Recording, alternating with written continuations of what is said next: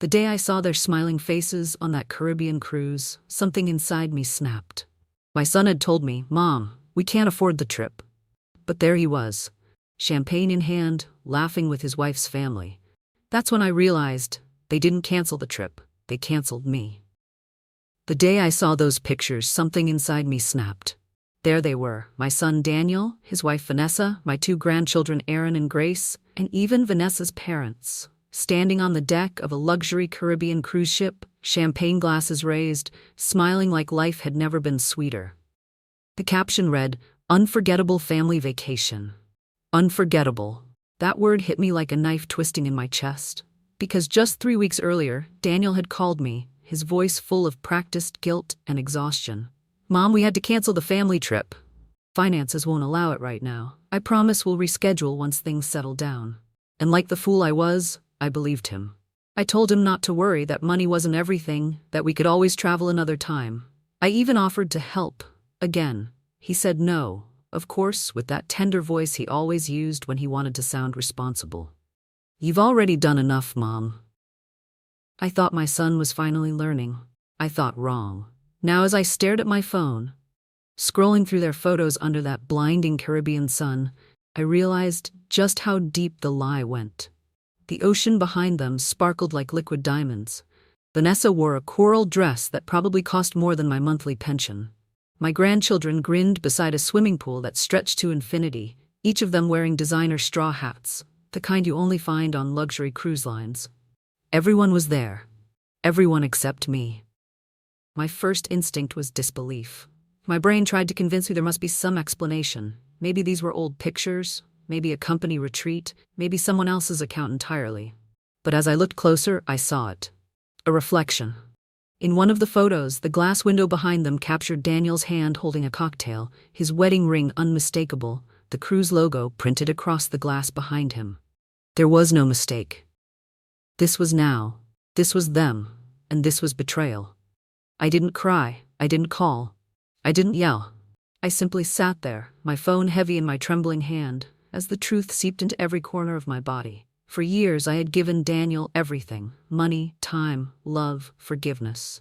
After my husband Robert died 8 years ago, I became the center of everyone's financial emergencies, the bank of mom, as my neighbor Martha once called it. But I never saw it that way. I thought I was being a mother. I thought that's what love meant: helping, giving, sacrificing, no matter how much it cost me. But that day, staring at their smiles through the glow of my phone screen, I understood something painful and permanent. They hadn't canceled the trip. They had canceled me. The house around me was silent, except for the faint hum of the refrigerator and the ticking of the kitchen clock. I had just made soup, vegetable, Robert's old favorite, but the smell now made me nauseous. I turned off the stove and sank into the nearest chair, still clutching my phone. The laughter frozen in those photos echoed in my head. My son, the boy I had raised alone, the man whose education I paid for, whose children I spoiled, whose crises I saved him from time and time again, had chosen to erase me from his perfect little world. I scrolled through more pictures.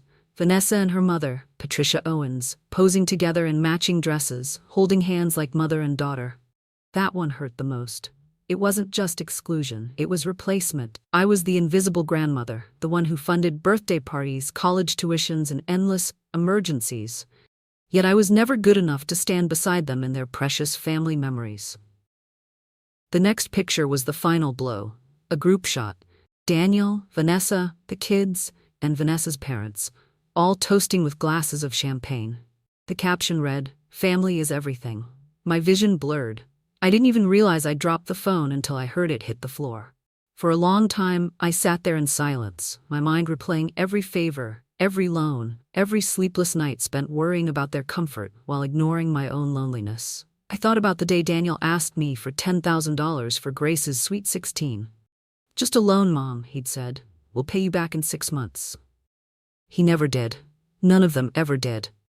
And still, I had kept giving, convincing myself that money didn't matter, that family did.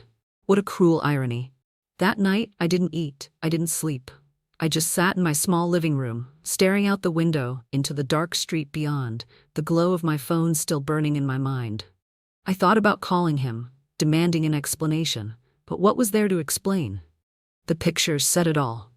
When dawn came, the world outside moved on as if nothing had happened. Cars drove by, neighbors went to work, and the sun rose like it always did. But inside my chest, something was different. Something had died quietly, leaving behind a hollow ache and a strange, unfamiliar calm. 3 weeks later, my phone vibrated at 7 in the morning. It was Daniel. "Mom, I urgently need $6,000. Credit card issue. I'll pay you back next month." I read the message 5 times. Every word felt like another slap in the face. $6,000. Urgent, as always. Temporary, as always.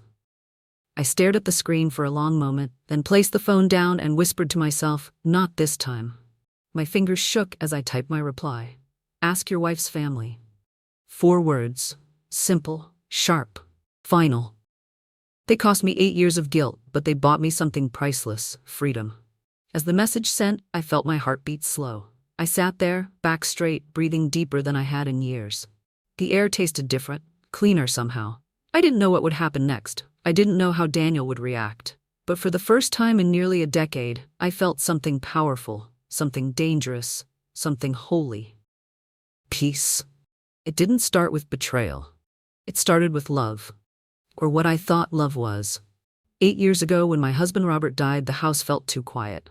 His shoes still sat by the door, his favorite mug still on the counter, and every corner of the house echoed with a silence I didn't know how to live with. We had been married 45 years.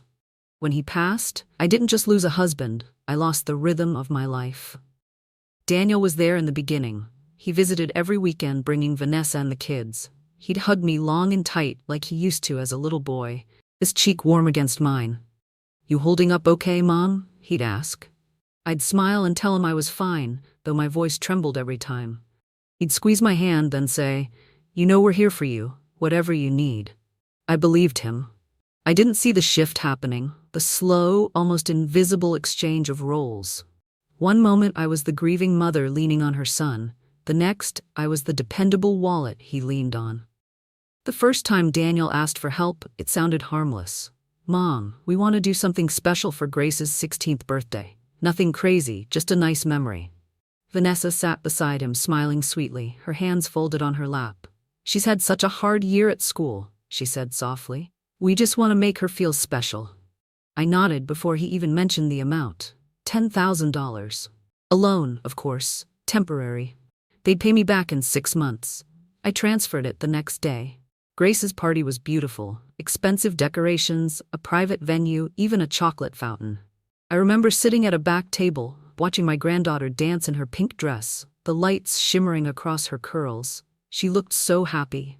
I told myself it was worth it. But they never mentioned the money again. 6 months later came the next emergency. "Mom, the kitchen pipes are leaking," Daniel said. "We need to remodel. It's dangerous." $8,000. Then Vanessa's car broke down, $12,000. Then Aaron got into a great private school, but tuition was expensive, $15,000 a year for 3 years. Every time there was a reason. Every time I told myself it was temporary. And every time I opened my account and moved the money, convincing myself that this was what mothers did. We helped, we gave, we sacrificed. I didn't realize that with each transfer, I wasn't just sending money. I was sending pieces of myself. The first few years after Robert's death were a fog. I filled my time with errands, cooking for one, watching old sitcoms I barely laughed at. The visits from Daniel's family were my only real joy, or so I thought. They'd come on Sundays, bringing store-bought pie and polite smiles. Vanessa would walk into my kitchen like she owned it, rearranging things without asking. "You really should update these cabinets, Evelyn," she'd say. "They're so outdated." I'd laugh awkwardly. "They've served me well." Daniel would sit beside me on the couch, take my hand and sigh. "You know, Mom, Vanessa's right. You deserve better. You've worked your whole life. You should let us help you with that." It always started that way, with a compliment, a concern, a hint of affection. And it always ended the same: a new family project, a new expense, another slice of my savings gone. Vanessa was cleverer than Daniel. She never asked outright. Instead, she dropped comments wrapped in sugar. "Aaron's so embarrassed that he can't join the soccer club this year. But it's okay, some families just can't afford everything." Or, "Grace wanted to go on the class trip to Europe. but we told her no, responsibility comes first. Those words were knives disguised as sympathy. They pierced right through my heart and unlocked my guilt. Within days, I'd be at the bank, transferring money for the soccer club, for the Europe trip, for braces, for medical bills. Martha, my neighbor and closest friend, saw what was happening before I did. One afternoon, as we drank coffee on my porch, she said, "Evelyn, you're not helping them, you're financing their lifestyle." I laughed it off. "Oh, Martha, you're being dramatic, they're family." She looked at me with that kind of patience only old friends can afford. "So are parasites, if you let them live off you long enough." I didn't listen. I didn't want to believe my son could be using me. It was easier to think Martha was cynical than to admit I was being naive. But the signs kept coming. The day I drove past Daniel's house and saw a brand new SUV in the driveway, my stomach twisted. When I asked, he said, "Oh, it's just borrowed from a friend." 2 months later, Vanessa was driving it to church. When I saw Grace posting beach photos from a weekend resort, I convinced myself maybe someone else had paid. When Vanessa showed up with a new diamond bracelet, I told myself it must be fake. I built excuses the way people build walls. To keep the truth out. The truth was this: I was afraid. Afraid of being alone. Afraid that if I stopped giving, they would stop coming. And so I stayed quiet. I swallowed my doubts and called it understanding. But with each year, the visits grew shorter, the smiles thinner, the hugs more mechanical. The only things that stayed consistent were the requests. "Mom, Aaron needs a tutor. Mom, our roof is leaking. Mom, we're behind on the mortgage." Always mom, always urgent, always temporary. There's a peculiar kind of exhaustion that comes from being needed but never valued. I remember one Sunday when they came over late. I had cooked a full meal: roast chicken, mashed potatoes, apple pie. Vanessa barely touched her plate. "We already ate, Evelyn," she said, scrolling on her phone. "Daniel talked about his job, complaining about the stress." I sat there nodding, pretending I mattered. When they left, I stood by the window, watching their car pull away, feeling smaller than I ever had in my life. That night, I opened my bank statements. I hadn't added everything before. I didn't want to. But curiosity, or maybe desperation, pushed me. I listed every transaction, every loan, every payment made in love and silence. By the time I was done, the number stared back at me like a verdict: $62,300. I whispered it out loud, half in disbelief. $62,300. My husband had worked his entire life to save that. We lived modestly, sacrificed luxuries, and yet here I was, watching the result of decades of discipline vanish into their perfect suburban lives. I looked around my house. Nothing had changed. Same old furniture, same faded curtains. My life stood still while theirs moved forward on my dime. I could have stopped then. I should have. But guilt is a powerful leash. I told myself money could be replaced. Family couldn't. Then came the dinner I wasn't invited to. It was Vanessa's parents' wedding anniversary. I only found out because Grace mentioned it during a quick FaceTime call. "Grandma, I can't talk long. We're getting ready for Grandpa and Nana Owen's party." I smiled weakly. "Oh, that sounds lovely, sweetheart." After she hung up, I sat staring at the blank screen. Grandpa and Nana Owens, as if I didn't exist. That night, I called Daniel. "Son, Naomi mentioned a dinner for Vanessa's parents. Why didn't anyone tell me?" There was a pause, then a sigh. "Mom, it's just something small, really. You know how Vanessa's family is, tight-knit. We didn't want you to feel out of place." Out of place. 2 words that burned hotter than fire. I hung up without another word. That was 6 months before the cruise. 6 months before I became invisible for good. The next time I saw Daniel in person, he came to my house, his face solemn, hands clasped. "Mom, the company's going through layoffs. I might get let go. We need a financial cushion, just something to help us breathe." I didn't even let him finish before I asked, "How much?" $20,000. He looked so sincere, so desperate. I told him I'd think about it, but the next morning, I went to the bank. The teller, a young woman with kind eyes behind her glasses, asked if I was sure. "It's for my family," I said. She nodded but didn't smile. When I walked out of the bank, the sun was shining, but I felt a strange chill. I told myself it was worth it. That I was helping my son through a rough patch, that he'd remember this one day and thank me. He never did. The following weeks were quiet, too quiet, fewer calls, shorter texts. "Busy with work, Mom. Kids have exams." Vanessa's not feeling well. Then months went by. Silence became the new normal. One evening, Martha knocked on my door. "Evelyn," she said softly, "you look tired. What's wrong?" Something broke in me. I told her everything. The loans, the lies, the endless taking. She listened, eyes calm but burning with something like anger on my behalf. When I finished, she said one sentence that changed my life. "You're not a mother to them anymore, Evelyn. You're a bank, and banks charge interest." Those words hit harder than any insult ever could. Because they were true. For the first time, I saw my life clearly, not as a story of love and sacrifice, but as a slow erosion of dignity. I wish I could tell you I confronted them then, but I didn't. It would take something bigger, a betrayal too public to ignore, to wake me up completely. That something came in the form of those smiling cruise photos. The weeks after that conversation with Martha felt like walking through fog. I functioned. I cooked. I watched television. I smiled at the neighbors. But inside, something had shifted. A quiet, growing awareness that I had built my life around people who would never think twice about erasing me. Then came the trip, the one they said was canceled. When Daniel called to tell me they couldn't afford the family vacation, his tone was convincing, practiced even. "We'll go next year, Mom. Maybe by then we can all go together." I told him not to worry. I even told him to rest, to take care of himself. And for 3 weeks I lived in that lie, believing we were all struggling together, until Instagram shattered it. Those smiling faces, that caption, "Unforgettable family vacation," the kind of phrase that people post thoughtlessly, but which tore my world in two. I didn't react. I didn't cry. I just watched the photos again and again until the numbness turned into something sharper, colder. It wasn't anger yet. It was clarity. For days, I carried that clarity around like a secret. I went about my life pretending nothing had changed. But inside, I was rebuilding. Quietly, patiently. 3 weeks later, on a gray Tuesday morning, my phone buzzed. It was Daniel. "Mom, I urgently need $6,000. Credit card issue, I'll pay you back next month." I stared at that message for a long time. The same formula as always. Urgency, guilt, promise. But this time, something inside me refused to play along. My fingers trembled when I typed, "Ask your wife's family." 4 words, small but heavy enough to tilt the earth. I didn't wait for his reply. I placed the phone face down on the table and exhaled. For the first time in years, I felt light, free even, like someone had cut a string that had been strangling me for almost a decade. The calls started less than a minute later. "Daniel." Then again. 17 calls that day.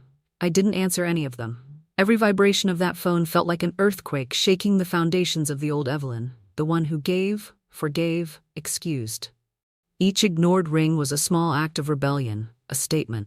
"You don't own me anymore." By evening, Vanessa's name appeared on the screen. Her message was long, dripping with false concern. "Evelyn, I don't know what's going on, but Daniel is really worried. There must be some misunderstanding. Can we please talk like adults? The kids are confused. You can't do this to your own family." I read it twice, not a single word about the cruise, not one apology, just manipulation dressed as reason. I deleted the message. No reply. Silence was my answer.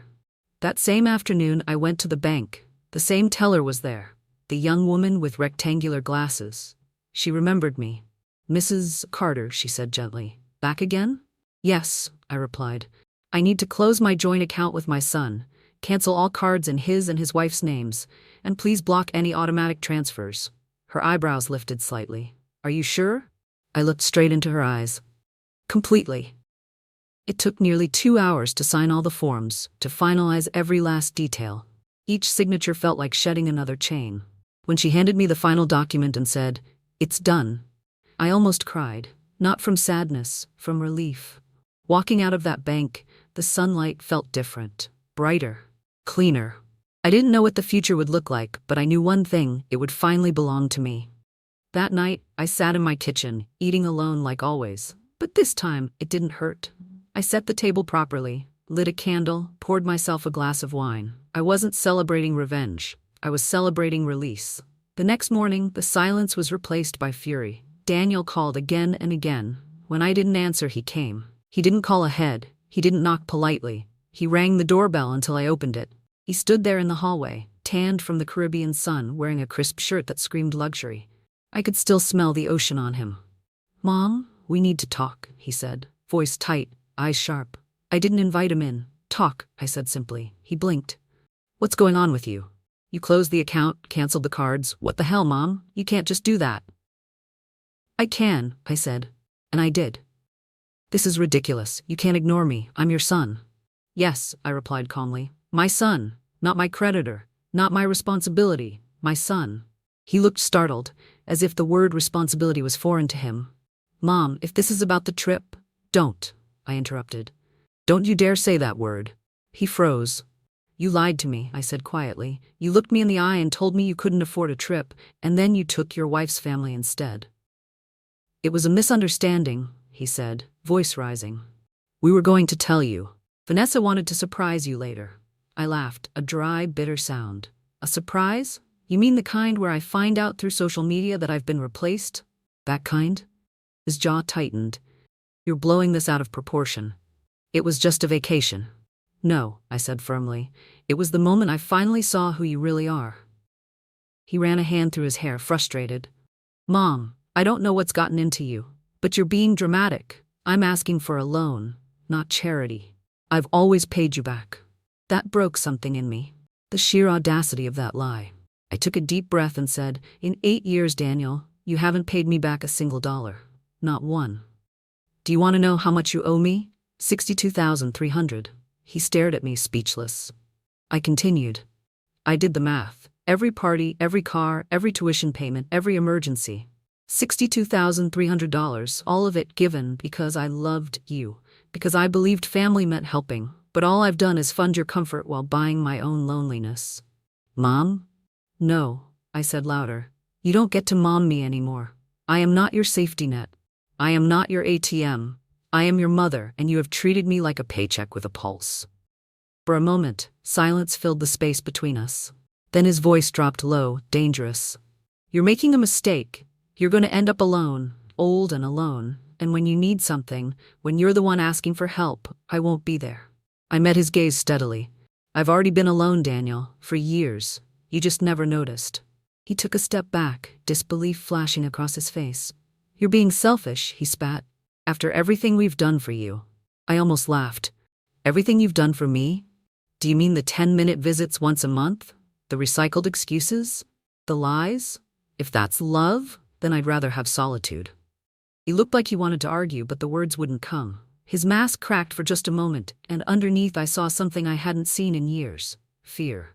Not of losing me, but of losing the money, the safety, the control. Go, I said quietly. You can keep your wife, your cruise, your perfect family photos, but my peace is mine again. Get out of my house, Daniel. He stared at me for a long moment, maybe waiting for me to crumble. But I didn't. I stood still, back straight, chin high. Finally, he said, You're going to regret this.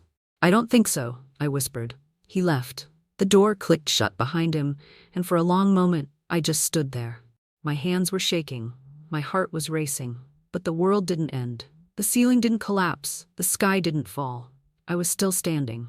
That night, Martha came over. She took one look at my face and said, You did it, didn't you? I nodded. She didn't ask for details. She just hugged me, long and tight, the kind of hug that steadies you when your knees might give out. I'm proud of you, she whispered. You finally chose yourself. We cried together, tears not of sadness, but release.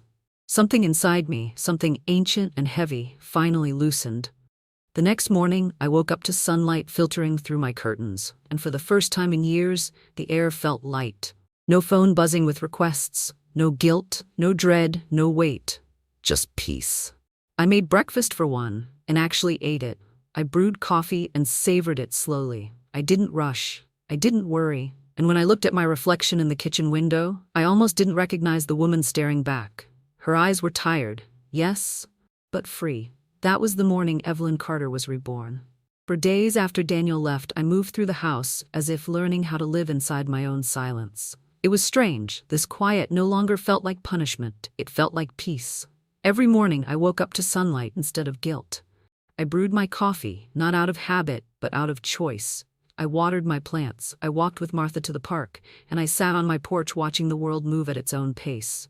There was no phone buzzing, no urgent messages asking for money, no obligations disguised as love, just stillness. But silence, even the peaceful kind, leaves room for thinking. For the first time in years, I asked myself, what do I want? Not what Daniel wanted, not what Vanessa demanded, not what the grandchildren needed. What did Evelyn Carter want? The answer came unexpectedly, from a travel brochure sitting in Martha's hands one afternoon. She had stopped by for coffee, her usual bright scarf wrapped around her shoulders. "Look at this," she said, laying the glossy page on my table. 10 days in Italy, Rome, Florence, Venice. Food, art, wine, the works. I stared at the photos, the golden domes, the canals, the cobblestone streets glowing under the sun. "It looks beautiful," I said softly. "It's more than beautiful," Martha smiled. "It's living." That night, I couldn't stop thinking about it. I had worked my whole life, saved for others, never for myself. Robert and I had dreamed of traveling once he retired, but life had other plans. Now, I was 73, alone, but finally free. The next morning, I went to the travel agency. The agent, a young woman with warm eyes, greeted me with a practiced smile. "Good morning, ma'am. How can I help you today?" "I want information about your Italy tour," I said. She handed me a pamphlet and began listing the details. 10 days, 3 cities, all-inclusive, $4,500. 6 months ago, that number would have made me flinch. Spending that much on myself would have felt sinful, irresponsible, selfish. But that day, it felt like freedom. "I'll take it," I said simply. The agent blinked, surprised. "Would you like to think about it first?" I shook my head. "No. I've been thinking for 73 years. I left the office with a folder of documents and a receipt in hand, feeling lighter than I had in decades. In the weeks leading up to my trip, I felt alive in a way I hadn't since before Robert's passing. I went shopping with Martha, bought a new suitcase, yellow, cheerful, and possible to miss. I even bought a mustard-colored dress that made the saleswoman gasp. "It looks gorgeous on you," she said, and for once, I believed her. When the day of the flight arrived, Martha drove me to the airport. "Promise me one thing," she said before I went through security. "Promise me you'll live, Evelyn, not just survive. Live." "I promise," I said. The flight was long, but I didn't mind. I watched the clouds pass beneath the plane and thought about everything I'd left behind, the fear, the guilt, the endless giving. Each mile felt like a quiet goodbye to my old life. When the plane landed in Rome, I stepped out into the golden Italian sun and felt something I hadn't felt in years: excitement. Italy was everything I imagined, and more. In Florence, I walked until my feet ached, stopping at every corner cafe to drink espresso and watch people go by. In Venice, I sat by the canals, watching gondolas drift across the water like slow-moving dreams. In Rome, I stood beneath the Colosseum and felt small in the best possible way. Everywhere I went, I saw couples holding hands, families laughing, children chasing pigeons across piazzas. And yet, I didn't feel lonely. For the first time, solitude felt like a gift, not a sentence. One afternoon in Venice, I met an elderly Italian woman sitting beside me on a bench overlooking the water. Her hair was snow white, her wrinkles deep, her smile kind. She asked where I was from, and I told her, "America." She nodded knowingly. "Traveling alone?" "Yes," I said. "Good," she smiled. "At our age, we finally learn that alone is not the same as lonely." We talked for an hour. She told me about her children who wanted her to stay home, to be available when they needed her. I told her about Daniel, about the money, the lies, the cruise. She listened without interrupting. When I finished, she placed her hand on mine and said, "Forgiveness is good, but self-respect is sacred. You did the right thing." I never saw her again, but her words stayed with me. On the last night of the tour, our group had a farewell dinner in Rome. The guide asked each of us to share what the trip had meant. When it was my turn, I stood up, my hands trembling. "This trip wasn't just about seeing Italy," I began. "It was about seeing myself. I came here after realizing my own family had been using me like a bank. I came here to remember who I was before I became a wallet with a heartbeat. And I discovered that I can be happy alone. That chosen solitude is better than company that makes you feel invisible.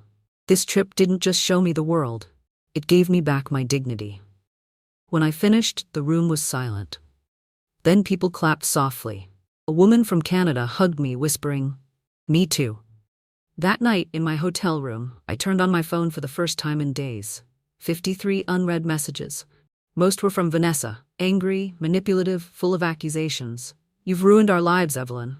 The kids are suffering because of you. You should be ashamed." I read them with a calm detachment. Once these words would have gutted me. Now they felt hollow. Then I saw a name that made my heart tighten, Daniel. But it wasn't him. It was Aaron, my grandson. "Grandma, I know what Mom and Dad did. I heard the fights. I just want to say I'm sorry for everything. You didn't deserve it. If you ever want to see me, just me, I'd like that." Tears blurred my vision. For years I had feared losing my family. But now, in this small, sincere message, I realized I hadn't lost everything. I had gained something real. I replied, "I'd love that, sweetheart. Thank you." When I turned off the phone, I felt peace, pure and simple. Back home, life settled into a new rhythm. Aaron visited me often. He'd bring flowers sometimes, or a bag of groceries, and we'd sit on the porch talking about his studies, his plans, his dreams. No hidden motives, no requests, just love. Then, one morning, a package arrived. A plain brown box with no return address. Inside was a white envelope, a few old family photos, and a check. $5,000. The note attached read "First payment." My hands trembled as I unfolded the letter. The handwriting was Daniel's. "Mom, I don't know how to start. Nothing I say can undo what I did, but I need to try. You were right about everything. I used you. I lied to you. I treated you like a bank instead of my mother. When you closed the account, I got angry. But when the consequences came, when we had to sell the car, when we fell behind on bills, I finally saw what I'd done. I've started therapy. I'm working extra hours. I'm paying you back, not for forgiveness, but for respect. I don't expect things to go back to how they were. I just hope one day you'll know that I understand. I love you, Daniel." I sat there for a long time, the letter trembling in my hands. Martha came over later and found me staring at it. "What are you going to do?" she asked. "I don't know," I said honestly. Part of me wants to tear it up. Another part wants to believe people can change. She placed her hand over mine. "Then wait, time will tell." So I did. Months passed. Every month another envelope arrived, each with $1,000 inside. No messages, no conditions, just quiet consistency. Daniel and I eventually met for coffee. The conversation was brief but civil. We didn't pretend to be what we weren't. We simply existed as two people trying to rebuild something fragile and real. Vanessa didn't come. I didn't ask about her. Aaron and Grace visited on their own now, and my home, once so heavy with loneliness, was full again, but in a different way. With laughter, with honesty, with peace. 2 years after that morning when I saw the cruise photos, I sat in the same kitchen where I had once wept, now watching sunlight spill across the table. The same world, but a different woman. I had lost $62,000, yes, but I had bought something priceless, freedom. I didn't lose a family, I found myself. And that, I realized, was the most unforgettable journey of all. Tuyệt vời. Đây là E5/5, The Message, thông điệp kết thúc mở. Đoạn kết tinh toàn bộ cảm xúc, vừa đóng lại hành trình của Evelyn, vừa mở ra sự đồng cảm với người xem. Đúng kiểu kết cấu voice outro của video kể chuyện drama Mỹ, có chiều sâu, có dư vị. Giọng kể, nữ trung niên, ấm chậm chắc, xúc động nhưng không khóc. Độ dài khoảng 2 trang A4, chuẩn voice, 920 giây. Sometimes I sit by my window in the evenings, a cup of tea in hand, and I think about everything that happened. The money, the lies, the silence, 8 years of giving, 1 moment of awakening, and a lifetime's worth of lessons. I used to believe that being a good mother meant never saying no, that love was measured by how much you could give, how much you could endure, how many times you could forgive. But I learned that there's a thin, dangerous line between love and self-erasure. For years, I confused sacrifice with virtue. I thought I was holding my family together, but what I was really doing was teaching them how to live without me, except for my money. It took 1 betrayal to break me and 4 words to rebuild me. Ask your wife's family. Those 4 words weren't revenge. They were boundaries. They were me saying, I exist, I matter, my love has value. If you've ever loved so much that you forgot yourself, if you've ever stayed silent to keep the peace, if you've ever mistaken being needed for being loved, then maybe my story is also yours. You can start over at 73, you can start over at 50 or 30 or tomorrow morning. The moment you decide to stop begging for love that costs your dignity, that's the moment you're free. I didn't lose $62,000. I bought my peace. I bought my dignity. I bought the right to wake up every day without fear of the next phone call asking for more. And that is priceless. If someone had told me years ago that I would end my life happier alone than surrounded by my own family, I wouldn't have believed them. But peace, I've learned, is louder than applause, softer than forgiveness, and stronger than any "I'm sorry" that comes too late. I still love my son, but I love myself more now. And for the first time in a long time, that feels right. Because real family doesn't drain you. Real love doesn't empty your wallet or your soul. Real love fills you. With respect, with warmth, with truth. And maybe that's the lesson I was meant to learn all along. If this story touched you, don't forget to like, share, and subscribe for more stories about love, loss, and finding yourself again. Because sometimes losing everything is the only way to find who you really are.